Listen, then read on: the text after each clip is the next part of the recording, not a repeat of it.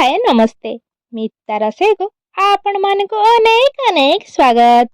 आज आमे नेकी आसीचु पियाज संडारे एमिति एक रेसिपी यार स्वाद पूरा छतु बेसर परी।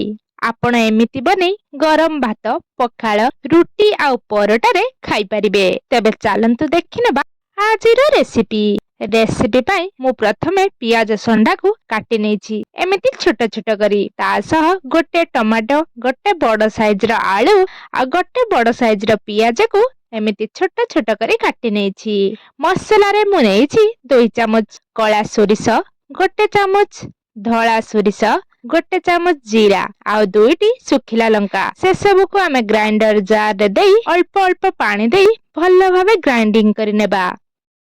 एबे गोटे पात्र नै आसबा आउ सेई पात्र रे पियाज संडा आलू टमाटो पियाज पके नेबा।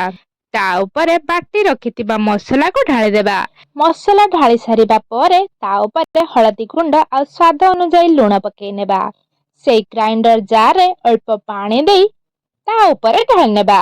गोटे चामच सोरिष तेल पके नेबा आउ पात्रटी को आमे गैस ऊपर बसै नेबा। एबे कवर करी 5 रु 7 मिनिट मीडियम फ्लेम रे कुक करिबा। किछि समय परे कवर बाहर करी तळ ऊपर करी भल्ला भाबरे गोळै नेबा आउ चेक करि नेबा आलू सिझिलाणी कि नाही। एठी मोर आलू गुडी को अधा सिझा होइथिला सेथि पई आउ थरे कवर करी मो लो फ्लेम रे किछि समय कुक कली। एठी लो फ्लेम रे ही कुक करिवे नहले तळे लागि जाई पारे। किछि समय परे आमे कवर बाहर करी देखि नेबा भल्ला भाबे होई गलानी कि नाही। आपण देखि पारथिबे आलू गुडी को हमर भल्ला भाबे सिझि गलानी। आमे एठी भल्ला भाबे गोळै नेबा आउ गैस रो फ्लेम को ऑफ करि नेबा। एबे देखंतु हमर रेडी होई गला पियाज संडा बाटी बसा। जदि रेसिपीटी आपन को भल लागि थाए प्लीज म चैनल को लाइक शेयर एंड सब्सक्राइब कर देबे। पुणी देखाबो एक नुआ रेसिपी सहित।